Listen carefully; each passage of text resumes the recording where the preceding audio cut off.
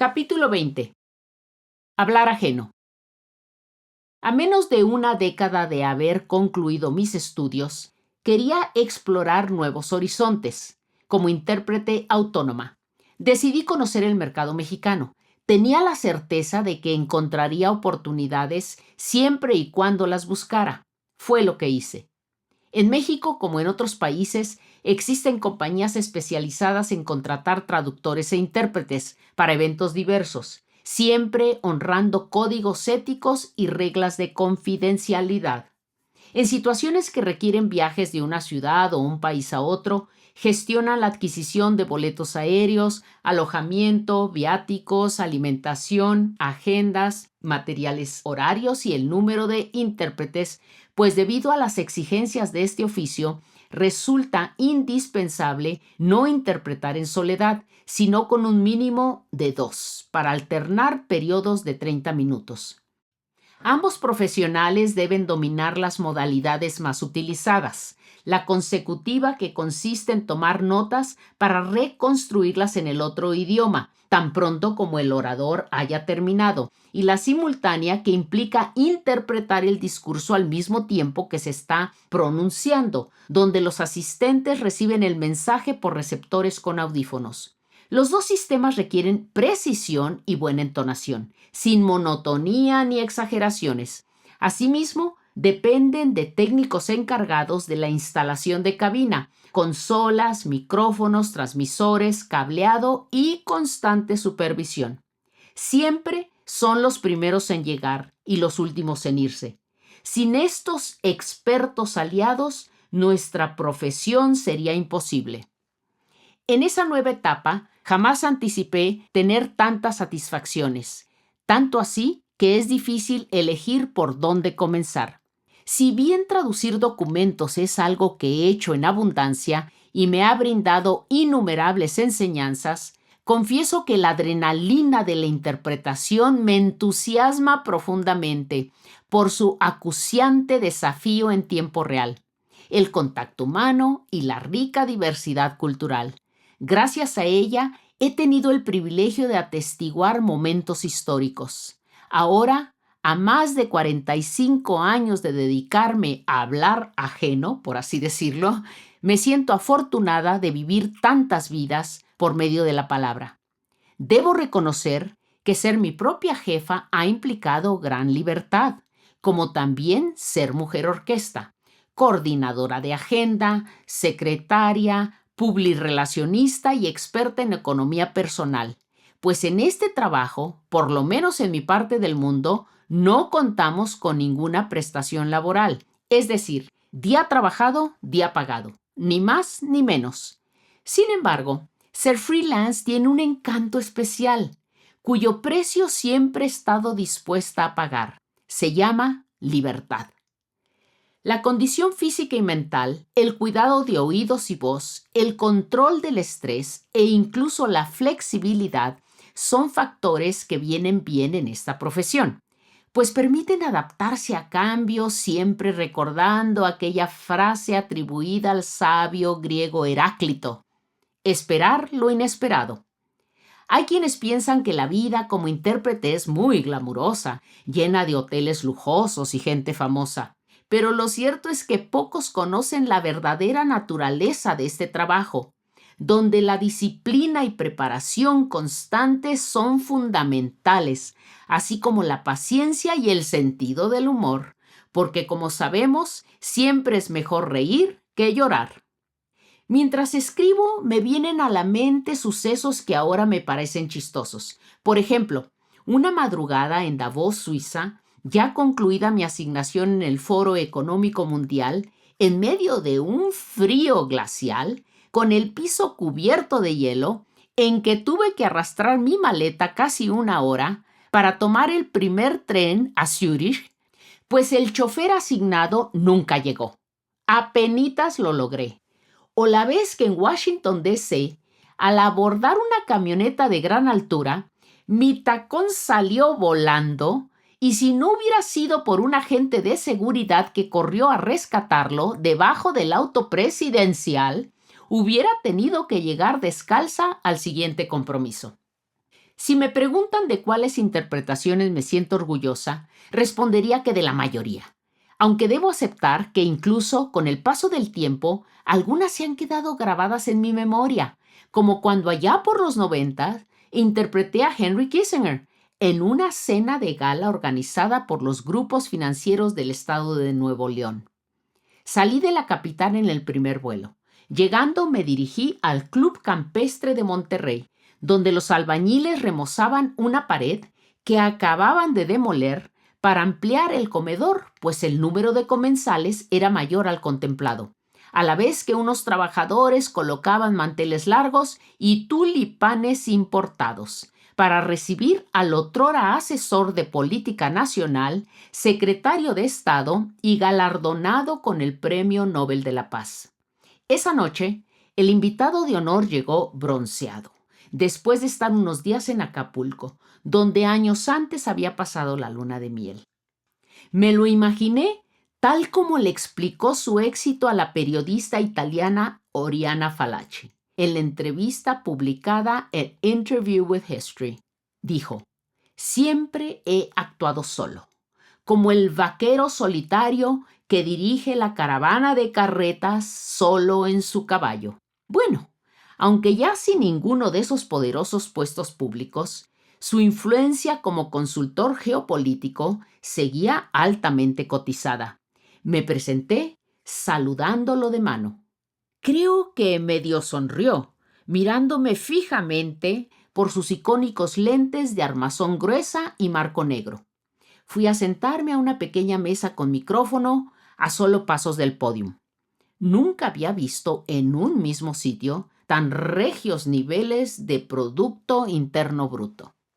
Ante sus admiradores, el consejero de políticos y empresarios levantó su copa y propuso un brindis porque palabras más, palabras menos, un fantasma recorría el mundo. El fantasma de la democracia.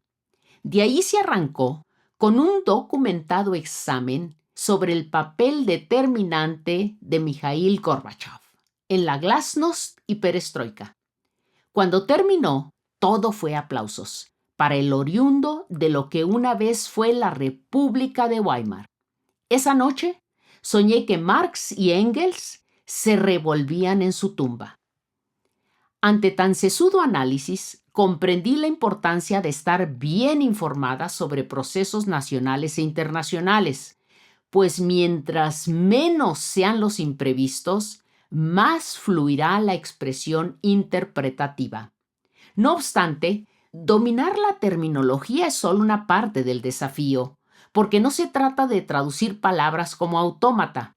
Para que todo tenga sentido, es necesario captar los conceptos, preservando la riqueza o pobreza del mensaje.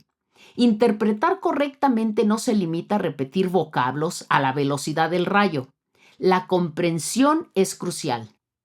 Aunque como el resto de los humanos, los intérpretes tenemos libre albedrío y criterio propio, nuestra responsabilidad es trasladar neutralmente el enunciado, con la tan traída y llevada objetividad, sin opinar ni juzgar.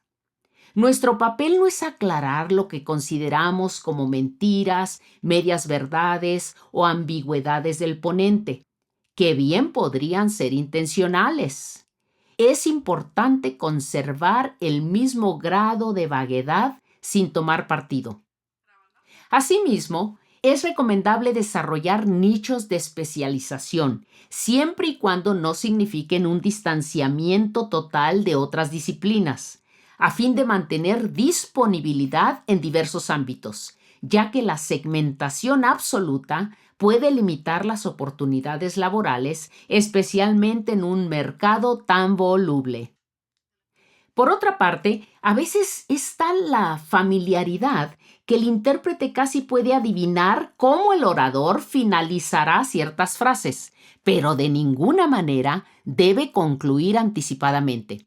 En otras ocasiones, la rapidez del discurso obliga a resumir ciertos conceptos, sacrificando detalles. Frente a ponencias extremadamente veloces, es inevitable que algo se pierda. Generalmente es la exactitud. A pesar de la experiencia, hasta al mejor cazador se le va la liebre.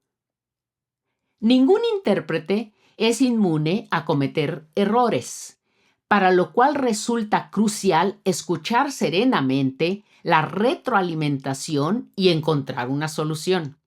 También hay que saber cómo responder a las felicitaciones, destacando el esfuerzo del equipo y la satisfacción por haber facilitado la comunicación.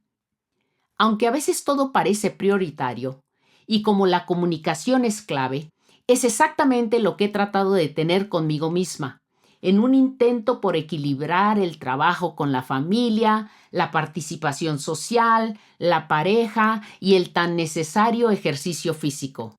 En mi caso, caminar y caminar. No puedo pensar de periodos más angustiantes que cuando papá, mamá, mi hermano Heriberto y hermana Marta estuvieron gravemente enfermos. De no haber sido por la comprensión y el amor incondicional de Virginia, Carlos, sobrinos y cuñados en Utah, no hubiera podido sobrevivir la devastación que me envolvía mientras cubría compromisos laborales en Europa y Asia, contando los minutos para acompañar a mis seres amados.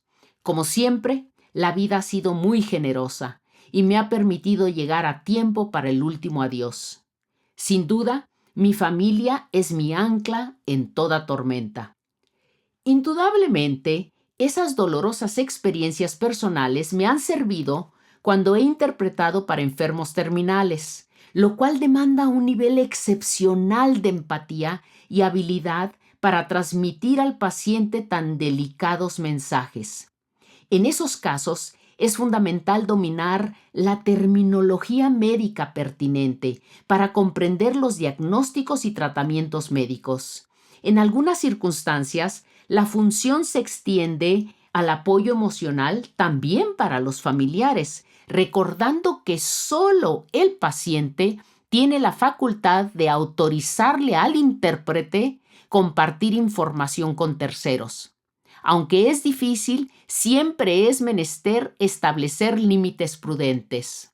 A la enésima potencia, lo mismo deben hacer los intérpretes que se juegan la vida en zonas de conflictos armados, aunque en esas circunstancias se antoja imposible que puedan encontrar cualquier tipo de equilibrio. En la historia, son muchos los colegas que han perdido la vida, mientras facilitaban la comunicación entre fuerzas beligerantes y pobladores indefensos.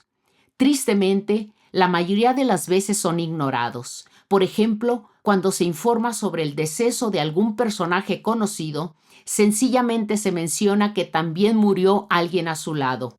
A menudo se trata del intérprete anónimo.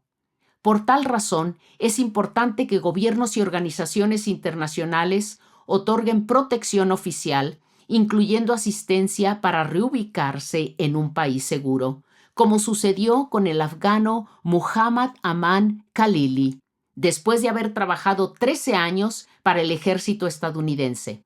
Esa colaboración venía desde 2008, cuando su interpretación y conocimiento territorial fueron clave para rescatar a los senadores Joe Biden, John Kerry y Chuck Hagin, cuyo helicóptero hizo un aterrizaje de emergencia en un remoto valle de Afganistán, debido a una fuerte tormenta de nieve. En 2021, cuando las tropas extranjeras se retiraron, desde su escondite para protegerse de los talibanes, el intérprete le pedía al entonces ya presidente Biden que no lo olvidara. Al año siguiente, después de múltiples trámites, él y su familia llegaron a Estados Unidos, como parte de un programa en que la administración invirtió unos $100 millones para sacar a miles de intérpretes y traductores de Asia Central. Otros personajes imprescindibles son los cientos que sirven como puentes entre el personal de albergues y los migrantes refugiados que reciben servicios médicos, legales, educativos y terapéuticos, en un intento por disminuir la angustia provocada por la diáspora.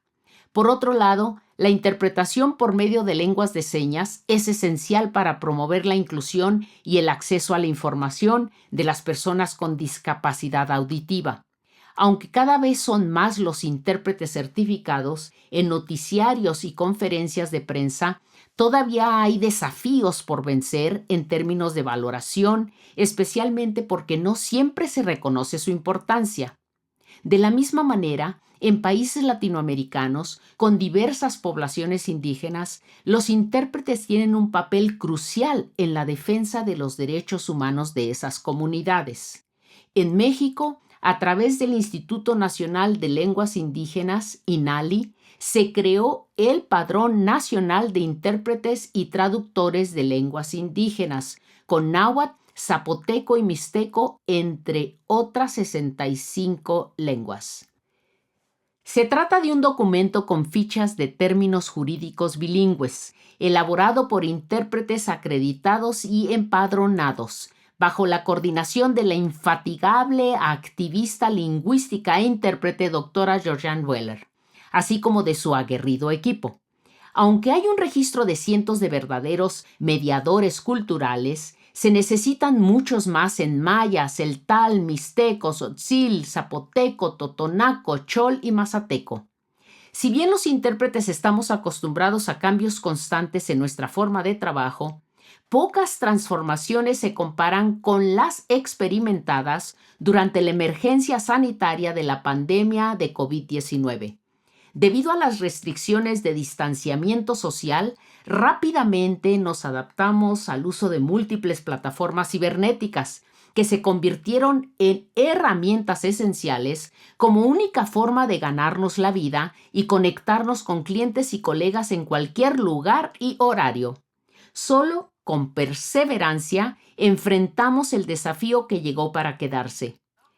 ¿Qué decir de la inteligencia artificial? La IA, por sus siglas, que está revolucionando múltiples industrias, permitiendo el desarrollo de tecnologías automáticas como la traducción en tiempo real por medio de algoritmos y modelos de lenguaje.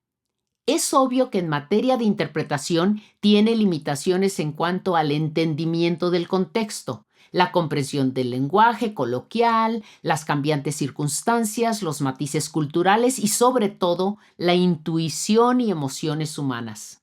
Sin embargo, también es cierto que la IA bien se puede utilizar para asistir a los intérpretes y traductores humanos, proporcionándoles herramientas, aunque también plantea desafíos éticos como, por ejemplo, la privacidad y la confidencialidad de los usuarios, el sesgo de los algoritmos que pueden llevar a interpretaciones discriminatorias contra grupos vulnerables, minorías étnicas y personas con discapacidad, sin que todavía haya claridad sobre quién es responsable de los errores, que pueden tener graves consecuencias.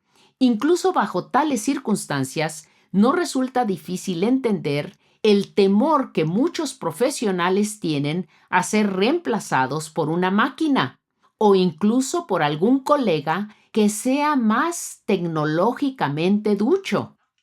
Creo que lo ideal es que los humanos sigamos al centro de la toma de decisiones, apoyados por lo que dicha inteligencia ofrezca. Por eso y muchas otras razones, es muy valiosa la existencia del Colegio Mexicano de Intérpretes de Conferencias, AC, organismo no lucrativo fundado en 1982 a iniciativa de la destacada pionera Italia Moraita, así como del incansable Sergio Alarcón. Con la membresía de una gran parte de los intérpretes de conferencias, lenguas nacionales y la lengua de señas, el CEMIC también cuenta con el total de los intérpretes certificados en México, aparte de múltiples servicios para sus agremiados, como educación continua, relación con contrapartes mundiales, apoyo legal y seguro de gastos médicos. Asimismo, el Colegio Mexicano de Licenciados de Traducción e Interpretación, CEMELTI, de más reciente creación, tiene excelentes programas de mentoría entre muchos otros beneficios para sus afiliados. Por otra parte, quienes nos dedicamos a este trabajo sabemos que la disponibilidad es muy importante, aunque reconozco que a veces yo exagero. De broma, digo a mis clientes que mi oficina nunca cierra. ¿Y se lo creen? Recuerdo el día en que, sin previo aviso, recibí una llamada pidiéndome que corriera a la Secretaría de Agricultura, donde estaba por empezar una reunión con el entonces secretario Carlos Jan González. La intérprete asignada había tenido problemas y mi casa estaba a solo unas calles. Literalmente irrumpí en la sala de juntas con el funcionario y una delegación extranjera. Puesto que no había transmisores ni audífonos, usé una técnica que lleva el nombre francés de chuchotage, es decir, cuchicheo o susurrar al oído. A partir de ese momento, cuando el exsecretario de Turismo, ex jefe del Departamento del Distrito Federal y ex gobernador del Estado de México, necesitaba intérprete, allí estaba yo. Incluso después de 1994, cuando se retiró a la vida empresarial. El profesor, como era conocido por haber sido maestro en su juventud, dirigía la secretaría como una bien lubricada maquinaria. Sus invitados salían felices, pues no solo firmaban acuerdos agrícolas, sino que también escuchaban múltiples anécdotas del egresado de la Escuela Normal de Toluca. Estar en su despacho era un deleite, porque en las paredes colgaban obras de Diego Rivera, cuya benefactora había sido doña Dolores Olmedo, amiga tan cercana de Hank que incluso llegaba a acompañarlo en algunos encuentros con agricultores. En ocasiones, las visitas oficiales terminaban con una comida en su residencia de Santiago Tianguistenco, Estado de México, a donde a veces me desplazaba con él al volante del Mercedes-Benz, que con tanto orgullo contaba que fue el primero producido en la fábrica, ubicada exactamente enfrente de su rancho Don Catarino, nombre de su venerado abuelo.